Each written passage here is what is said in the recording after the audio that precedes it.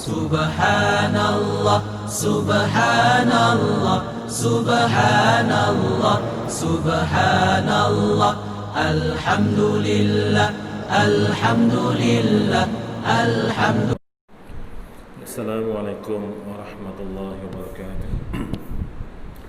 Alhamdulillahi rabbil alamin, wassalatu wassalamu ala asyrafil anbiya'i wal mursalin wa ala alihi wa sahbihi ajma'in.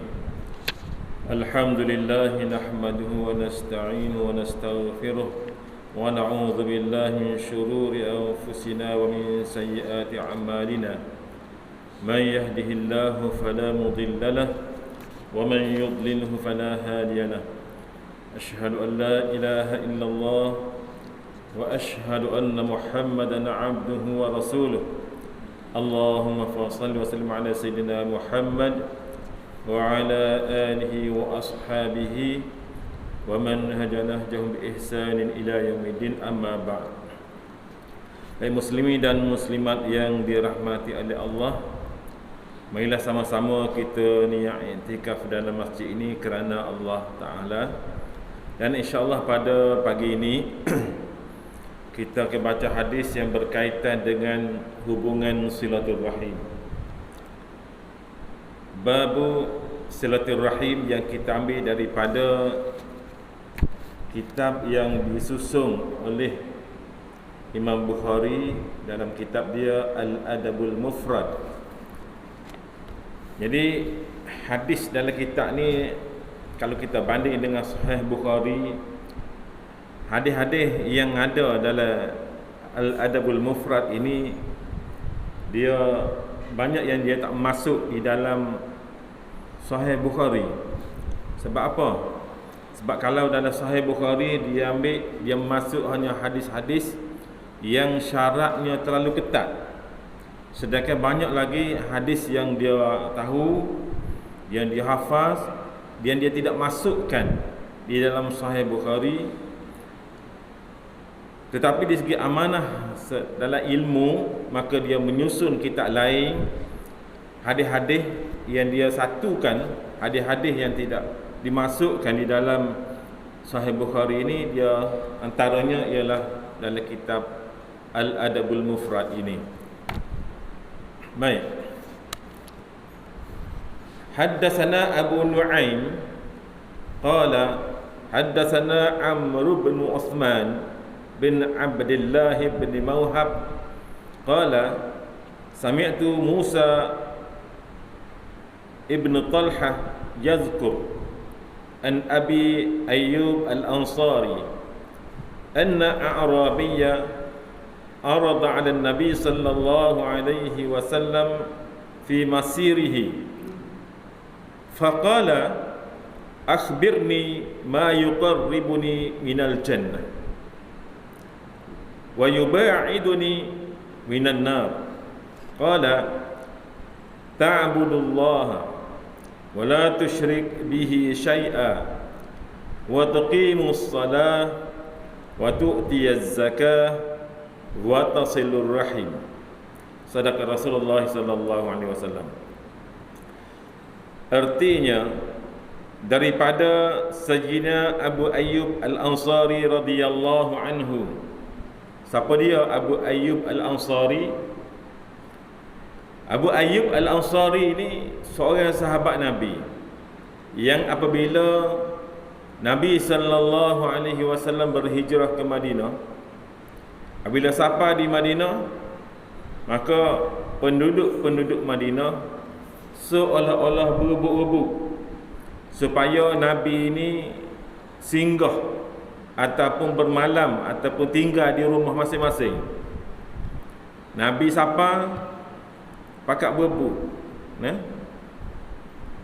untuk mengambil fadilat daripada Rasulullah sallallahu alaihi wasallam itu. Tetapi apabila disekat oleh penduduk-penduduk Madinah, orang ni sekak, orang tu sekak, orang ni sekak, maka Nabi kata biarkan unta dia jalan sendiri, dan di mana tempat unta dia berhenti, di situlah Nabi akan singgah, Nabi akan tinggal. Maka unta Nabi itu singgah di depan rumah Abu Ayyub Al-Ansari. Maka Nabi pun duduk di rumah Abu Ayyub Al-Ansari lah. Kalau tuan-tuan pergi ke Madinah lah ni, mana tempat tu? Tempat tu ialah Masjid Nabawi lah ni. Tempat yang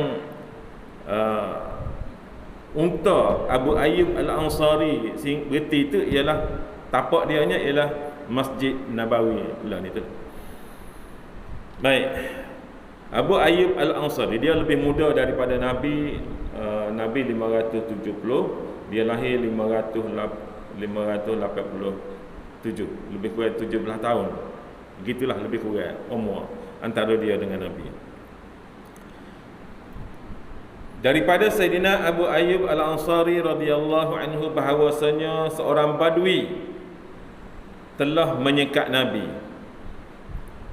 Telah menyekat Nabi A'rabi, badui. Badui ni orang Arab kampung. Arab kampung yang hidup berpindah randah. Telah menyekat Nabi sallallahu alaihi wasallam ketika Nabi sallallahu alaihi wasallam dalam perjalanan. Nabi dalam satu perjalanan tiba-tiba disekat oleh Nabi. Lalu badui itu bertanya. Orang Arab badui ini bertanya, "Khabarkan kepada aku apakah yang mendekatkan aku dengan syurga? Khabarkan kepada aku apakah yang mendekatkan aku dengan syurga dan menjauhkan aku daripada neraka?" Soalan yang besar. Gapo amalan yang mendekatkan kita dengan syurga, dan amalan itu juga boleh jauh daripada neraka. Jadi tuan-tuan, kalau kita menghayati hadis ini, gagah benar dah kita ni. Gagah benar dah kita. Sebab apa? Masuk syurga, tak masuk neraka. Jadi jelas. Rasulullah sallallahu alaihi wasallam bersabda, engkau beribadat kepada Allah Ta'ala, ta'budullah, kamu beribadat kepada Allah Subhanahu Wa Ta'ala, wala tusyrik bihi syai'a. Ini mula-mula. Wala tusyrik bihi syai'a, mu sembah Allah, mu jangan sekutukan Allah dengan sesuatu. Jangan syirik kepada Allah. Kamu menyembah Allah dan jangan syirik kepada Allah Subhanahu Wa Taala dengan sesuatu.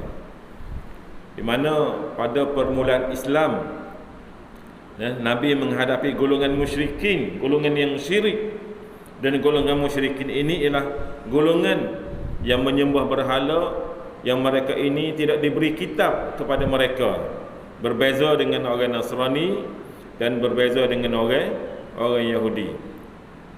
Jadi tuan-tuan, kalau kita baca hadis ni, kita baca terjemahan hadis ni, kita kata, oh, aku lepas dah daripada syirik. Aku lepas dah daripada syirik. Maknanya kita merasakan bahawa kita tidak melakukan syirik. Untuk makluman semua, syirik ni dia ada dua jenis. Yang pertama dinamakan syirik jali, syirik yang jelas, syirik yang orang kampung terjemah syirik besar. Hak ni syirik ni seperti menyembah berhala, menyembah patung. Hak tu memang kita tak buat. Tapi ada satu lagi syirik yang dipanggil syirik khafi. Syirik khafi ini diterjemahkan juga sebagai syirik kecil. Tapi kalau kita terjemahkan sebagai syirik kecil tak berapa tepat. Khafi dalam bahasa Arab artinya sembunyi. Sembunyi ni dia pergi slow-slow. Dia pergi kohok-kohok, sembunyi tak sembunyi dia. Siapa orang yang ada syirik ni, tuai dia sendiri tak berasa. Buat tu sendiri tak berasa dia melakukan syirik khafi. Apakah contoh syirik khafi itu? Ialah antaranya ialah penyakit hati. Riya, sum'ah, ujub, takabbur, ini yang hasad dengki, Jadi ini dikatakan syirik. Dikatakan syirik khafi. Yang dikatakan syirik yang secara halus, yang hak ni kalau kita semok atas diri kita, kalau tak beringat benar, dia berlaku. Ambil satu contoh ya. Ambil satu contoh dalam bab riak. Nak nunjuk. Kita mungkin kita tak berlaku nak tunjuk amalan kita kat orang. Contoh, kita mari ke masjid, tengok orang ramai. Asal-asalnya kita tak semaya, tiba-tiba tengok orang semaya, orang ramai. Oi, kalau aku semaya, mai sunat ni orang kata aku juru, maka kita semaya. Itu jelas tuan-tuan. Itu jelas benda tu riak, jelas sebab kita nunjuk. Tapi Fudail bin Iyad pernah berkata, tarkul amal, meninggalkan amalan kerana takut kepada riak, maka itu perbuatan riak. Contoh, kita tak semaya, lalu tengok orang ramai supaya orang puji kita, maka kita semaya, itu riak. Hak ni pula dia daripada rumah dah, tabiat dia dah, dia sapa di masjid, dia semaya, mai sunat dulu. Tiba-tiba satu hari tu orang ramai, dia kata dalam hati dia berbicara, dia kata, kalau aku semaya, orang akan kata aku ni warak. Biarlah, tak usah semaya lah. Dia pun tak semaya. Dia meninggalkan amalan kerana takut kepada riak itu, maka itulah perbuatan riak. Jadi dah kita tu nawaitu niat kita nak semaya, buat je lah. Kita tinggal amalan semaya hak kita nak buat asal tu kerana apa? Kerana manusia, bukan kerana Allah. Itu juga dinamakan riak. Jadi berhati-hatilah kita dengan syirik khafi. Syirik khafi. Satu, Nabi sebut, qala ta'budullaha wa la tusyrik bihi syai'a, kamu menyembah Allah dan kamu tidak melakukan syirik kepadanya. Kita baca dalam Quran, Luqmanul Hakim, seorang yang soleh, apabila anak dia nak pergi musafir, dia tak pesan muka lain. Dia pesan, ya bunayya la tusyrik billah. Anak Luqmanul Hakim dah ni, orang juruh ni, pesan ke anak yang nak musafir, ya bunayya la tusyrik billah. Wahai anak kesayanganku, la tusyrik billah, jangan kamu melakukan syirik kepada Allah Subhanahu wa taala. Ini pesanan Luqmanul Hakim. Baik, perkara yang kedua yang dijawab oleh Rasulullah sallallahu alaihi wasallam ialah wa tuqimus salah. Kamu menunaikan, kamu mendirikan sembahyang. Solat 5 waktu dijaga dengan baik, iaitu melakukan solat dengan sempurna mengikut apa yang dilakukan oleh Nabi, sebagaimana yang dilakukan oleh para sahabat. Kita bimbang hari ni, semaya kita ini, semaya yang kita rasa kita telah semaya, tetapi solat kita ini tidak ada, tidak betul. Tidak betul, kurang daripada kita tidak berguru dengan cara yang betul. Kita semaya ikut-ikut, kita semaya turut-turut. Seboleh-bolehnya biar ada guru khusus kita dalam bab semaya ini yang telah mengiktiraf bahawa semaya kita telah betul. Bermula dengan akad takbir, kita niat lagu mana, kita baca Fatihahnya betul, kita rokok ni rukun fi'li. Rokok ini rukun fi'li. Mana fi'li ni perbuatan. Apabila perbuatan, biar rokok kita betul. Sujud rukun fi'li. Sujud kita tadi betul. Lepas tu kita baca tahiyat rukun qauli. Rukun qauli tu betul bacaan. Kita pernah baca depan siapa tu guru kita yang telah mengiktiraf bahawa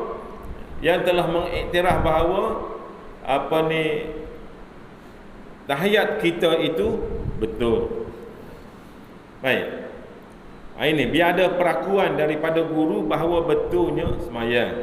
Wa tuqimus salah, mendirikan sembahyang. Bermula dengan ambil wuduk lagi. Biar betul dah. Sembahyang betul, kalau wuduk tak betul tak jadi apa juga. Dia saling berkait. Yang ketiga, wa tu'tiyaz zakah, dan menunaikan zakat. Wa tu'tiyaz zakah, menunaikan zakat. Berapa dah tu?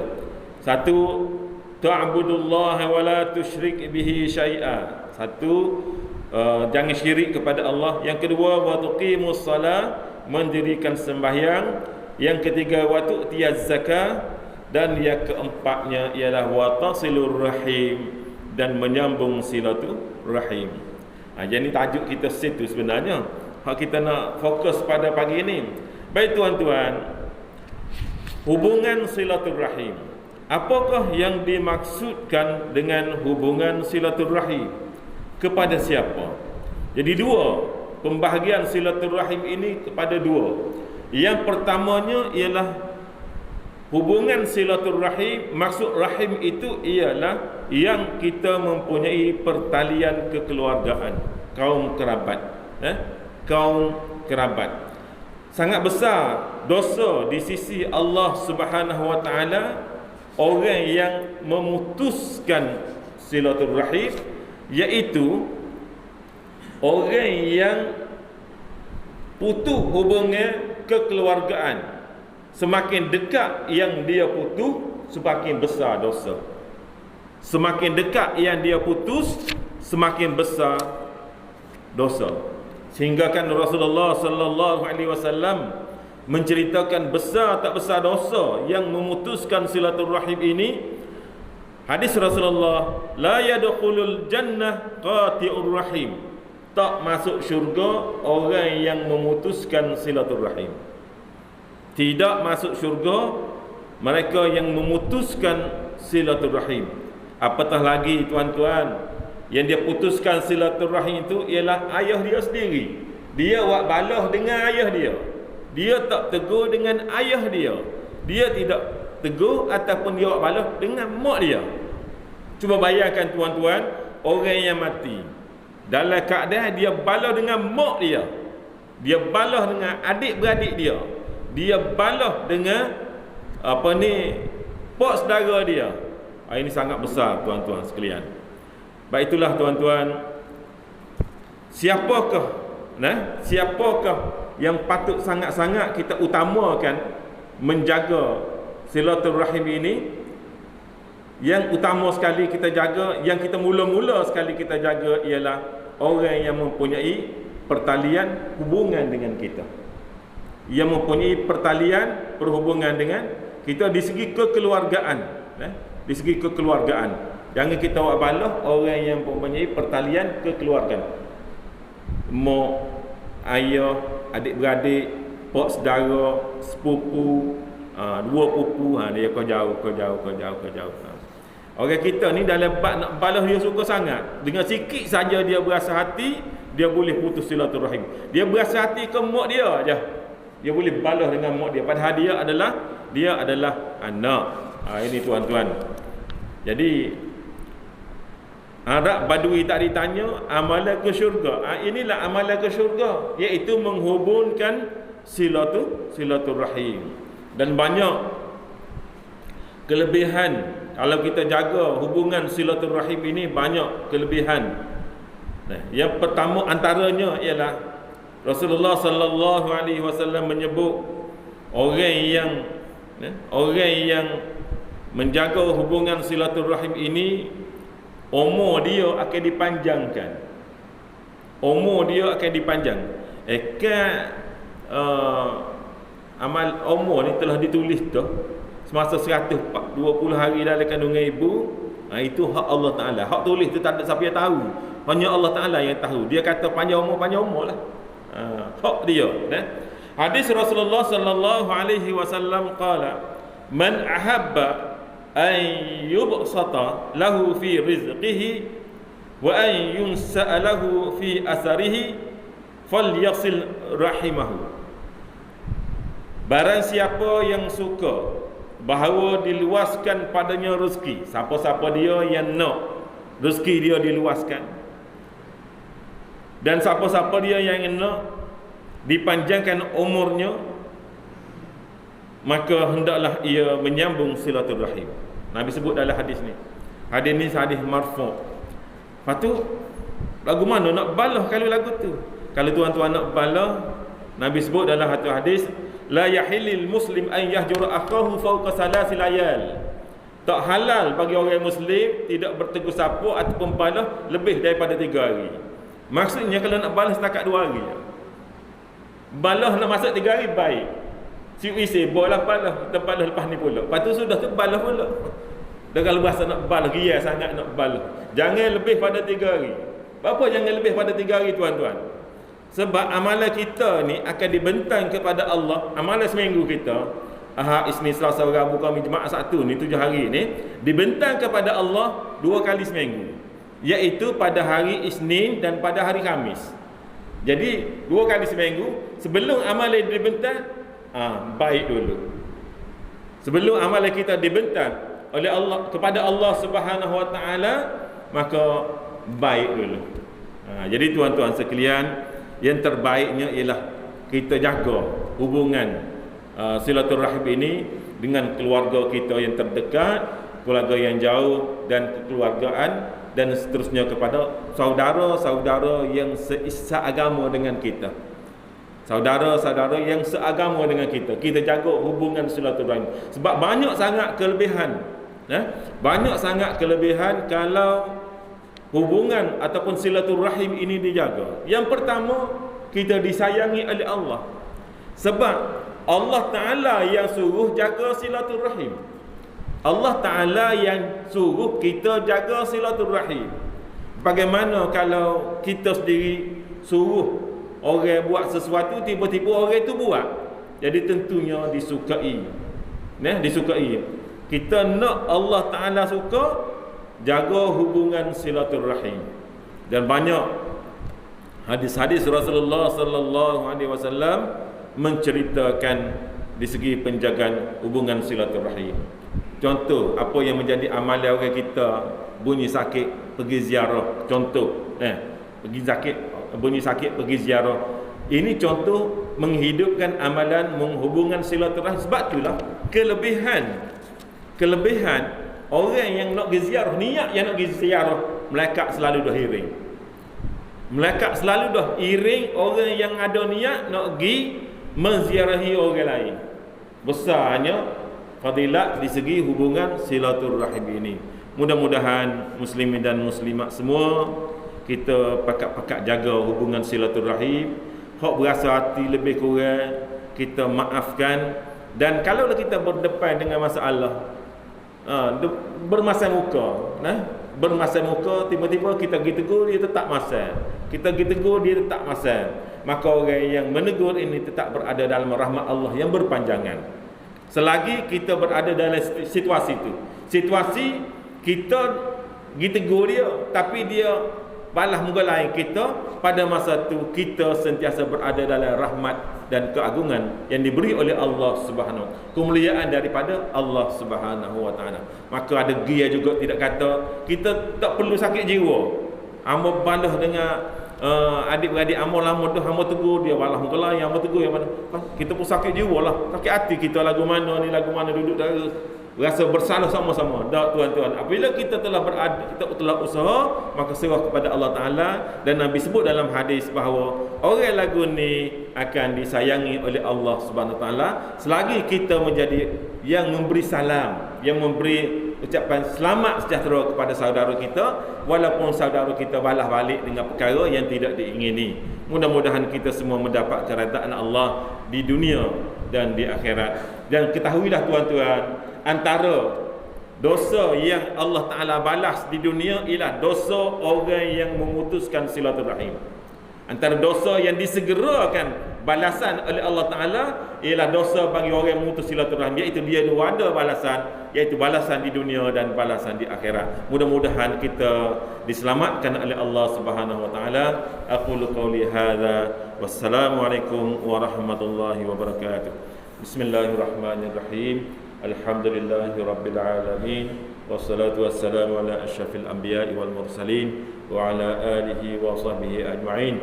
Ya Allah, ya Tuhan kami, ampunkanlah dosa kami, ampunkanlah dosa dua ibu bapa kami, dan ampunkanlah dosa kaum muslimin seluruhnya ya Allah, sama ada yang masih hidup ataupun yang telah mati. Rabbana atina fid dunya hasanah wa fil akhirati hasanah wa qina adzabannar. Walhamdulillahi rabbil alamin.